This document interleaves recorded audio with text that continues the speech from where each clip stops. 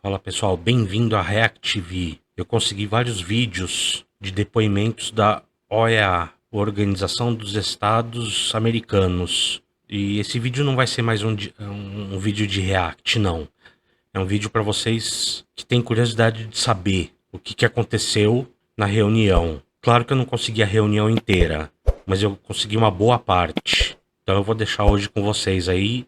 Espero que vocês gostem. Gravar, a gente pede que não, pela preservação da confidencialidade da própria reunião e da segurança de todas as pessoas que estão presentes aqui. Isso acontece com todos os espaços, com todas as pessoas, é um protocolo padrão da comissão em visitas em loco. Perdão, sobre esse ponto. Não há em nenhum ponto, no momento em que a vítima precisa da transparência, essa determinação de que a reunião seja sigilosa. Nós já passamos por isso em Washington e não gostaríamos aqui que houvesse a censura por parte da comissão, justamente ouvindo as vítimas de censura. Então nós insistimos e vamos manter, desta vez, apesar de na vez passada nós termos protestado contra aquela decisão, a transparência dessa reunião e, portanto, ela será 100% gravada e filmada. Nesse caso, o relator delibera, mas esse é o protocolo padrão, o relator deliberará. Eu não acredito que haja um prejuízo para as partes que estão sendo gravadas, toda a transparência pode ser reportada depois da forma como os senhores desejarem por meio de comunicação. Esse é um padrão que segue em todas as reuniões, nenhuma reunião será gravada, nenhuma reunião com nenhuma das partes será gravada. O relator pode deliberar, mas essa é a orientação padrão que a gente tem. Eu contesto porque nós tivemos a situação em Washington, enviamos um e-mail pedindo as notas. Lamentavelmente as notas não vieram com as informações toda a reunião, inclusive havia informações que não condiziam inteiramente com aquilo que nós havíamos discutido. Enviamos um novo e-mail pedindo que bases legais a OEA estava utilizando para não permitir a filmagem e até o momento não houve resposta. No que, senador Girão, nós entendemos que não há base legal, nós pesquisamos tudo e por isso nós vamos manter a filmagem, porque isso nos preserva. Nós somos as vítimas de abusos e de censura e nós precisamos que as pessoas saibam exatamente o que está acontecendo nessa reunião. Si me permite, es un objetivo mío como cabeza de esta delegación que los espacios sean serenos, que la escucha sea amplia. Entiendo que si eso es un elemento importante para ustedes, lo que le pediría a la delegación es que yo asuma un poco las intervenciones a efectos de que no vaya a haber atribución a mis colegas, que son equipo técnico que me está apoyando. Es importante que nos indiquen, digamos, toda la información que quieren que llevemos. Eso creo que es el objetivo principal que tenemos acá y a efectos, digamos, de poder aprovechar el tiempo, yo les animaría a que empezáramos, a que nos provean de la información y pues de parte de nuestra delegación yo estaré a cargo un poco de las intervenciones para asumir la responsabilidad. Ok, muchas gracias. O senhor ontem teve uma reunião justamente com as pessoas que se posam como defensores da democracia, baluartes da verdade, aqueles que defendem as instituições. E eles falaram para vocês algumas coisas que não têm a menor relação com a realidade. Tudo começou, a censura no Brasil começou com aquilo ali. Quando uma investigação da Lava Jato descobriu que o ministro do STF estava envolvido no maior esquema de corrupção que o mundo já viu. E naquele momento, esse ministro, Dias Toffoli, que era presidente da Suprema Corte, decidiu censurar esse artigo dessa revista famosa, determinou que as revistas fossem recolhidas nas bancas de revistas e basicamente criminalizou qualquer um que falasse sobre isso. Em sequência, ele abriu um inquérito de ofício, que é ilegal no Brasil, entregou esse inquérito na mão do Alexandre de Moraes, o que também é ilegal, porque tem um sistema que faz uma distribuição aleatória. E o Alexandre de Moraes, há 6 anos, tem usado esse inquérito para destruir toda e qualquer pessoa que demonstre desaprovação com a Suprema Corte. E o Barroso e os ministros do STF interferem ativamente no Congresso. Quando nós tentamos e aprovamos uma lei para voto impresso, onde as leis da urna eletrônica, o voto seria impresso e cairia dentro de uma urna física, sem a manutenção, sem encostar nesse papel, o Barroso foi até o Congresso, chamou presidentes de partidos e falou com eles, dizendo: não é para passar essa lei, eu proíbo. Se vocês passarem essa lei, vocês serão perseguidos. Isso saiu na imprensa. Saiu na imprensa. Contra voto impresso, Barroso busca cacique central em posição. Alexandre de Moraes também foi lá, chamou os presidentes de partidos e falou: não é para aprovar essa lei. E ameaçou essas pessoas. E por isso nós não temos o voto impresso, que inclusive foi aprovado no Congresso. Bom, nesse dia que o Barroso, na comissão, Nesse dia que o Barroso e o Alexandre de Moraes foram ao Congresso ameaçar políticos para que eles não votassem uma determinada lei, nesta reunião, senhor Vaca, nesta reunião, estava essa pessoa aqui, ó, Paulinho da Força. Essa pessoa estava sendo procurada pela justiça brasileira por um esquema de corrupção. Ele estava na reunião com o Barroso e Alexandre de Moraes. Ele é o presidente de partido. Um corrupto que estava sendo procurado pela justiça. Estava na reunião com 2 ministros da Suprema Corte para impedir que o voto impresso fosse aprovado. Não encontram ele para uma citação, para uma intimação, mas encontram ele para impedir que o projeto seja aprovado na Câmara dos Deputados. Para concluir, eu estou chegando na minha conclusão, nós temos uma Suprema Corte que apenas no ano passado tomou 52 mil decisões. 52 mil decisões para 11 ministros. Isso dá 4.700 decisões por ministro no ano de 2024. Sr. Vaca, cada ministro da Suprema Corte do Brasil decidiu, ou seja, analisou, leu e decidiu 15 processos por dia. Como é possível uma pessoa, um juiz, ler, analisar, ponderar, elaborar, ouvir os 2 lados e julgar 15 processos por dia? Isso não existe. A Suprema Corte Brasileira atribuiu para si todas as decisões do Judiciário brasileiro. Não só a censura. E aí está a questão. Quem reclamar disso é censurado.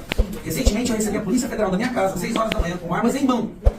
Com armas em mão, apontando para o meu filho. 6 horas da manhã. Porque o Alexandre de Moraes queria pegar o meu celular e ver o que eu estava conversando com o Elon Musk. Que vocês façam alguma coisa e façam valer a existência dessa instituição. Porque se vocês forem esperar o Brasil virar uma Venezuela, aí o senhor vai ter que fazer, como o senhor faz agora no seu Twitter, que é fazer notas de repúdio por jornalistas que estão presos, nota de repúdio por pessoas que estão presas em ditaduras.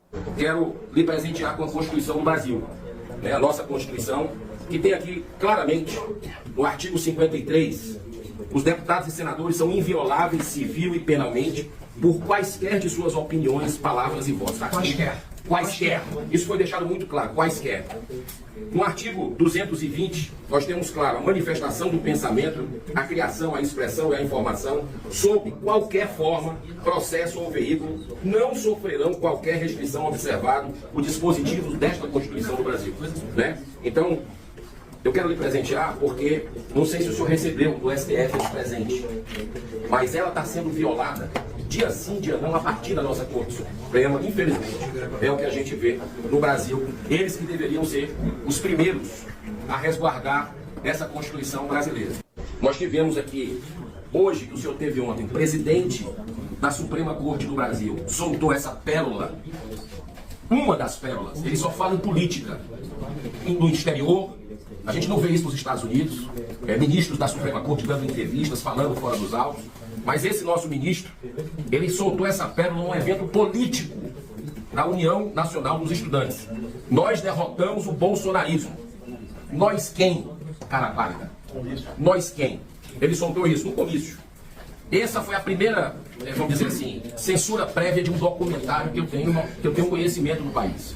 Um documentário do Brasil Paralelo, que é um grupo de mídia independente, de streaming, o que tem por trás da tentativa de assassinato do candidato à presidência. Sem ver o material, sem assistir o documentário, isso foi censurado no Brasil. É isso que está acontecendo no Brasil, uma cooptação, um bloqueio de um poder que não respeita os demais poderes e faz censura da nossa nação. Muito obrigado pela sua visita. Eu sou delegado de Polícia Federal, delegado para melhorar a tradução, como funcionário da última classe da carreira. Fui indicado pelo presidente Bolsonaro a chefiar, presidir essa instituição. Uma grande arbitrariedade do Supremo Tribunal Federal não deixou uma atribuição exclusiva do presidente da República. Isso para demonstrar que isso já vem antes do governo anterior, impossibilitando o governo de poder trabalhar e executar. A empresa hidrelétrica Itaipu Nacional, estatal vinculada ao governo brasileiro, está me processando ao exercer o mandato como deputado federal, especificamente na minha função constitucional de fiscalizar e denunciar irregularidades. O motivo? Uma postagem no Instagram feita no dia 6 de setembro, onde denunciei invasões de terras produtivas e atos de violência nas cidades de Guaíra e Terra Roxa, no Paraná, promovidos por grupos indígenas. Esses conflitos não surgiram do nada. Essas invasões são incentivadas direta e indiretamente por ações da própria diretoria atual da Itaipu Nacional. Essa diretoria tem oferecido apoio jurídico, institucional e financeiro a ONGs que estimulam essas ocupações, colocando em risco a soberania nacional da região de fronteira, gerando violência, dificultando o combate ao contrabando ou combate ao tráfico de drogas, além de desrespeitar o direito de propriedade privada no Brasil. Eu, como presidente da subcomissão de Itaipu, NP-PAR e na Câmara dos Deputados, cumpri meu papel e fiz a denúncia publicamente. A reação da empresa foi imediata. Entrou com um processo na segunda Vara Federal de Foz do Iguaçu, processando-me por danos morais e desconsiderando que a democracia representa-se e se baseia pela liberdade de expressão, exigindo multa altíssima. O juízo determinou em caráter liminar que o vídeo fosse removido das redes sociais e que eu publicasse um direito de resposta para a empresa, ou seja, censura disfarçada de decisão judicial. Mas ainda assim discordamos que o STF tenha sido ouvido primeiro, acho que não foi correto. Mas nós precisamos também aqui asseverar que até o momento, pelo menos na minha opinião, a OEA é parte do problema e não da solução. Nós estamos denunciando esses abusos há anos, e diferentemente do que ocorre em outros países, em que quando os violadores são de um determinado campo político e as vítimas de outro, que não de direito, a posição normalmente da OEA é muito mais rápida, nós temos parte da documentação para passar. E nós vamos acrescentar a essa manifestação. No caso brasileiro, porém, a OEA não se manifestou oficialmente, pelo menos desde 2019, quando aconteceu essa matéria na revista Cruzoé, que foi definitivamente censurada, aliás, foi inicialmente censurada, mas depois, em virtude da reação da mídia, acabou não sendo mais, mas tantos outros foram censurados a posterior. É importante até para botar os fatos em perspectiva, que lamentavelmente, pelo menos pelo que se acompanhou dos press releases, e foi pena que a reunião com o STF não tivesse a transparência que essa aqui está tendo, que é mentira que apenas 120 pessoas tenham sido censuradas, como teriam dito os ministros do Supremo Tribunal Federal nos últimos anos. Só no ano passado o X disse que derrubou mais de 200 contas. E se acrescentarmos todos aqueles que hoje sofrem processos judiciais ilegais, inconstitucionais, abuso de autoridade, que sequer estão denunciados, mas não podem usar as redes sociais, nós estamos falando de milhares de pessoas hoje censuradas no Brasil. Para não falar do efeito que isso gera de autocensura no restante da população, que se vê amedrontada para se manifestar, seja em redes sociais, seja pessoalmente, contra um governo que está aliado com, nesse momento, a corte para perseguir opositores. E assim entro nos meus dois casos concretos. Eu sou um opositor do governo Lula já de muito tempo, aliás, do PT, há muito mais tempo antes mesmo de Lula chegar na primeira vez à presidência da República em 2002. Eu fui censurado no X. E a ADF, que está aqui conosco, representa a mim e o Partido Novo no caso do bloqueio do X do Brasil, que foi um escândalo internacional. O Brasil ficou ao lado apenas de 6 países que hoje censuram a plataforma X. Depois disso, fui perseguido pelo governo Lula e continuo por uma manifestação feita em tribuna denunciando abuso de autoridade e ilegalidades cometidas durante um processo envolvendo Felipe Martins. Protocolei uma medida cautelar na OEA, primeiro sobre o caso X, ela me foi negada, e no dia 18 de novembro protocolei sobre o caso da perseguição que ora sofre policial do Estado, policial de Lula, e judicial do STF. E até o momento também, nesse caso pelo menos, não tenho resposta da OEA quanto à medida cautelar. Eu sou uma vítima de perseguição do Estado brasileiro, representado pelo governo Lula e pelo Supremo Tribunal Federal. Gostaria de saber se Felipe Martins, que originou, aliás, o processo que é feito contra mim por eu ter defendido, não a ele, mas o devido processo na condução do seu caso, se ele será ouvido pela comissão nesses dias que está aqui. Hemos recibido desde que se sacó el comunicado de prensa un volumen muy alto de solicitudes que se están procesando de manera triangular entre el equipo que está desplegado en terreno y el equipo que nos acompaña desde la sede. No me atrevería en este momento, mucho menos a confirmar o a descartar. Lo que puedo comprometerme es que una vez finalizada esta reunión procederé a revisar. Hemos recibido un número inmanejable nas horas de tempo e precisamente esperaria um pouco. Eu solicitaria ao senhor relator, pedindo apoio dos demais parlamentares aqui presentes, inclusive do deputado Lucas Edecker, que está aqui, que é presidente da Comissão de Relações Exteriores, que Felipe Martins fosse ouvido. A OEA é independente, é um órgão multilateral, o Estado brasileiro deve respeitar os seus regulamentos e, obviamente, também a Constituição. No caso de Felipe Martins, porém, ele está proibido de dar entrevistas. O próprio jornal Folha de São Paulo quis entrevistá-lo, foi proibido. E na Comissão de Relações Exteriores, o deputado Lucas Edecker encaminhou um ofício ao Supremo Tribunal Federal, depois de aprovado o requerimento de audiência pública de minha autoria, para que Felipe Martins pudesse ser ouvido, e o ministro do Supremo Tribunal Federal, Alexandre de Moraes, negou que ele estivesse presencialmente ou mesmo virtualmente conosco. Eu queria, portanto, concluindo, dizendo que esse caso é fundamental, porque ele inclui, inclusive, a fraude do registro de entrada de Felipe Martins nos Estados Unidos, feito por um funcionário do governo americano, no CBP de Orlando, possivelmente com conhecimento das autoridades brasileiras, unicamente para mantê-lo na prisão por 6 meses. Foi o que ele permaneceu preso e por isso ainda mais grave a violação. E houve rumores, eu gostaria até de deixar isso externado, que talvez a comissão não fosse ouvi-lo, porque se saísse na mídia que ele seria ouvido, poderia dar problemas para o trabalho da comissão. Que bom que não é assim, porque se for assim, a própria comissão acaba se submetendo também a uma censura que hoje se aplica aos órgãos de imprensa brasileiros e aos abusos de autoridade do Supremo Tribunal Federal. Então, se eu tiver concordância dos meus colegas, eu gostaria de fazer essa sugestão para que Felipe Martins fosse, ainda que virtualmente, ouvido, porque o caso dele, na minha opinião, é um dos mais abusivos, grotescos e claros dos abusos de autoridade e da censura que acontece no Brasil. Esse rapaz aqui, a empresa que o acusou e que fez uma delação e depois fez um acordo de leniência para devolver o dinheiro roubado, assumindo isso, teve esse dinheiro devolvido agora pela via do escritório da esposa dele. Aqui está esse homem, que eu quero lhe dar foto dele, chama Clezão. Ele foi morto nas vistas, senhor, nas vistas do Estado. Aqui está ele saindo de maca de dentro do Senado. Aqui está a família dele. Ele não quebrou, ele não fotografou, ele simplesmente estava lá. A PGR, que de uma certa forma não é ouvida, e quando é ouvida sempre está do lado da Suprema Corte, pediu para soltá-lo, por falta de prova e pelas comorbidades que ele estava doente. Ele morreu lá dentro.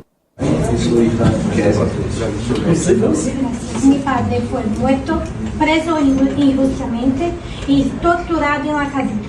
Mi padre no es criminoso. Mi padre es un hombre íntegro, bondoso y ejemplo de brasileño.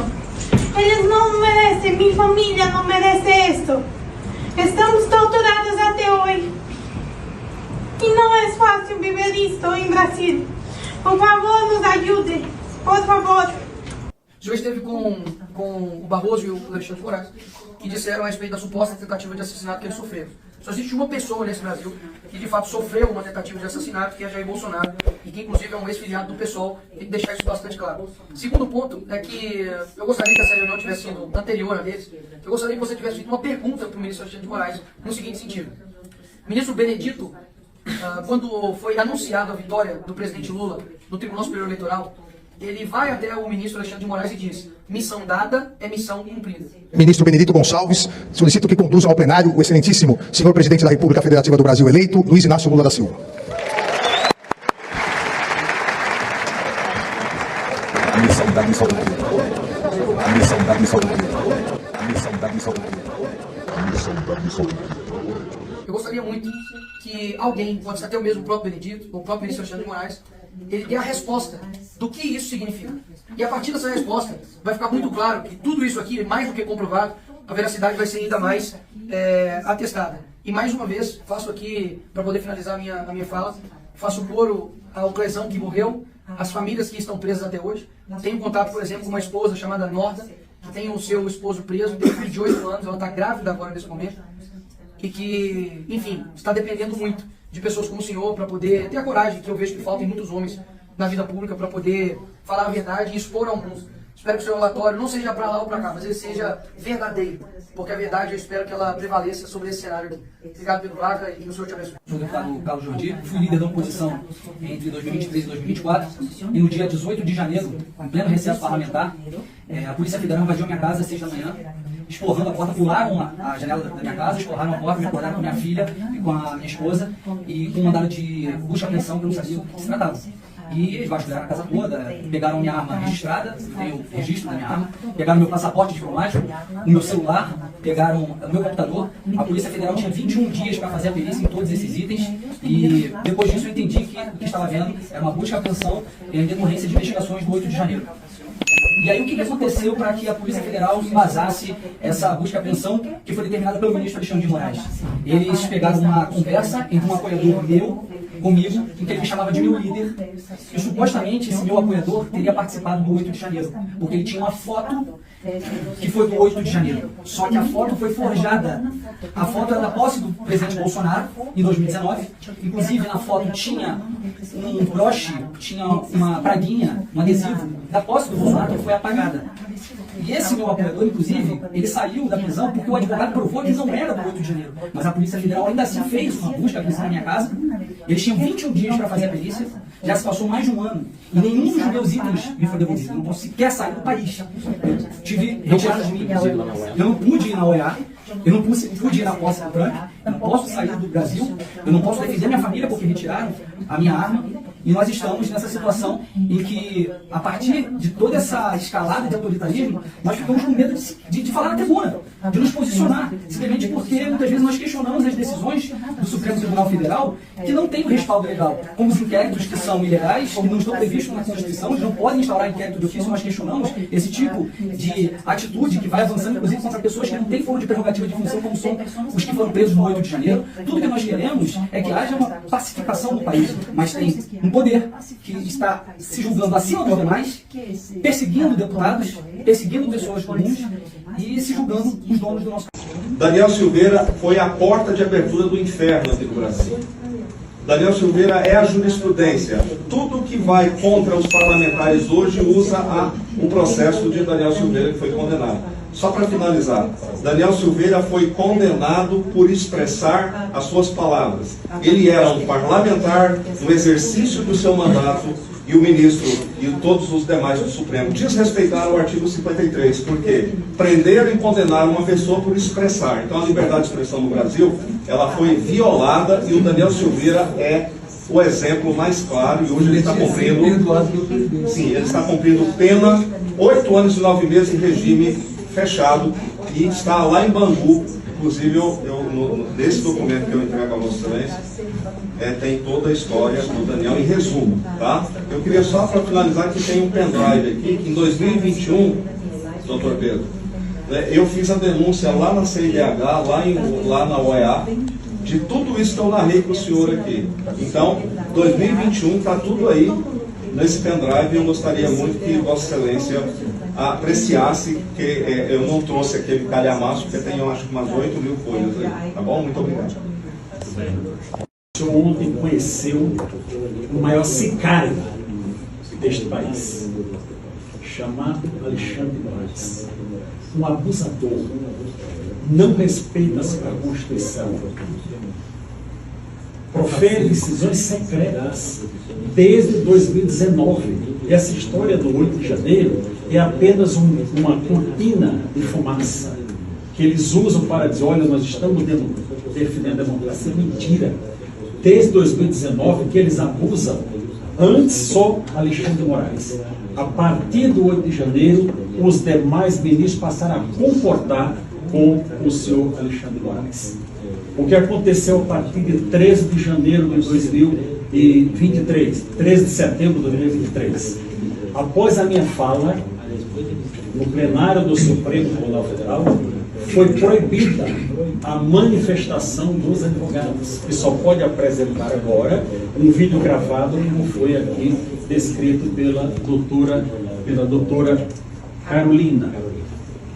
Tudo deste país que se fale sobre fake news, nós temos uma definição. Fake news no Brasil é tudo que não atende à vontade do Supremo Tribunal Federal. Nas mãos assassinas de Alexandre de Moraes está o sangue do seu Clériston, conhecido como Clesão, cuja filha está aqui filmando. O seu Clériston, enfermo, não teve o atendimento médico, violando direitos humanos, e morreu na prisão, por culpa exclusiva de Alexandre de Moraes. 2 casos para citar ao senhor. Se tiver oportunidade, visite Felipe Martins. Eu sou um dos advogados de Felipe Martins, juntamente com o doutor Ricardo Schiffer. Se tiver oportunidade, visite Daniel Silveira, cujo advogado, doutor Paulo, está aqui, e eu também auxilio voluntariamente. Eu sou advogado Master of Laws em Virgínia. Sou cidadão americano, nascido e residente nos Estados Unidos hoje. A terra da liberdade, que se defende desde William Blackstone, 1769, de que o Estado só pode prevalecer sobre a liberdade. Só há possibilidade de um Estado livre com plena liberdade. E com isso se fundou a primeira emenda em 1781 nos Estados Unidos, que é a terra da liberdade, onde se funda a ONU. E no caso, o Brasil era uma terra que respeitava a liberdade. Até 2019, 16 de março, 2019, quando houve o caso do amigo do meu pai e também de Oswaldo Eustáquio, que tem que ser lembrado aqui. Oswaldo Eustáquio é um jornalista que tem sido perseguido desde 2019, porque fez uma denúncia na internet e o Supremo Tribunal Federal bloqueou suas redes sociais, milhões de pessoas, e era relacionado a ministro do Supremo, e ele começou a ser perseguido e preso pelo inquérito 4828 dos atos antidemocráticos, ato que não existe na legislação brasileira. Não existe lugar nenhum ato antidemocrático como crime.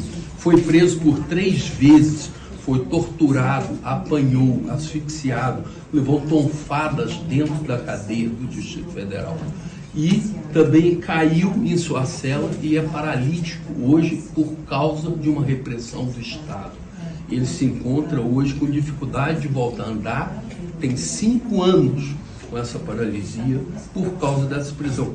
E pasme, em março de 2021, esse inquérito foi extinto e o Oswaldo Eustáquio sequer foi indiciado ou foi apontado como algum ato criminoso. Consegui a sua liberdade. Imediatamente falei, saia do Brasil, você não tem segurança neste país.